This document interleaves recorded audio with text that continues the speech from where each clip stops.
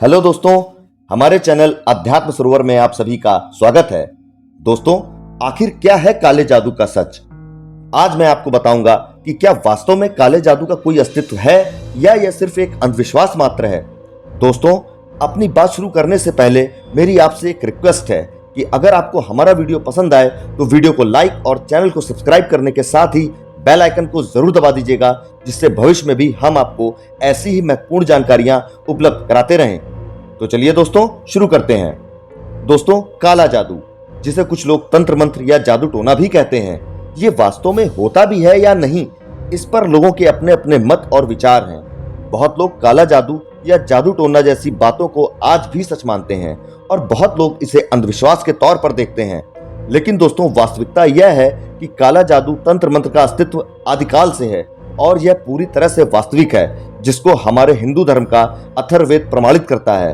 दोस्तों, अथर्ववेद में तंत्र मंत्र और जादू टोना करने और इससे बचने के तरीके बहुत विस्तार से बताए गए हैं।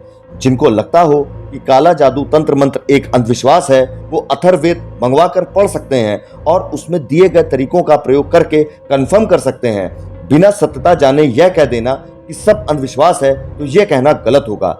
दोस्तों, अगर कहीं धुआं उठ रहा है तो मान लीजिए कि कहीं आग जरूर जल रही है। इसी तरह अगर काला जादू और तंत्र मंत्र जैसे शब्द अस्तित्व में आए हैं तो निश्चित ही कहीं ना कहीं इसमें सच्चाई जरूर है।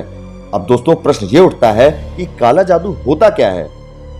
काला जादू गुप्त तरीके से की जाने वाली एक ऐसी कला है जिससे एक व्यक्ति किसी दूसरे व्यक्ति को बिना उसके पास जाए नुकसान पहुंचा सकता है। भारत समेत पूरी दुनिया में कई ऐसे तांत्रिक हैं जो इस विद्या का प्रयोग करते हैं। काला जादू अक्सर किसी को वश में करने के लिए या दुश्मन पर विजय प्राप्त करने के लिए किया जाता है। दोस्तों, काला जादू ऊर्जा का प्रयोग करके किया जाता है। यहाँ यह निर्भर करता है कि कोई व्यक्ति अपनी ऊर्जा का इस्तेमाल किस रूप में कर रहा है।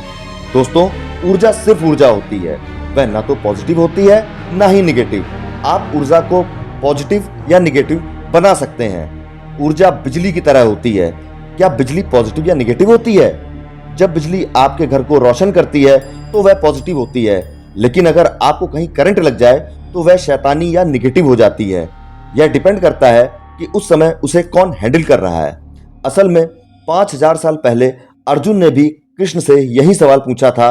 आपका यह कहना कि हर चीज एक ही ऊर्जा से बनी है और हर एक चीज दैवीय है, अगर वही देवत्व दुर्योधन में भी है तो वह ऐसे काम क्यों कर रहा है? कृष्ण हंसे, क्योंकि इतना उपदेश देने के बाद भी अर्जुन इस साधारण और बचकाने सवाल पर अटका था।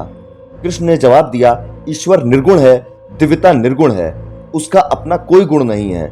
इसका अर्थ है कि वह बस विशुद्ध ऊर्जा है। आप उससे कुछ भी बना सकते हैं।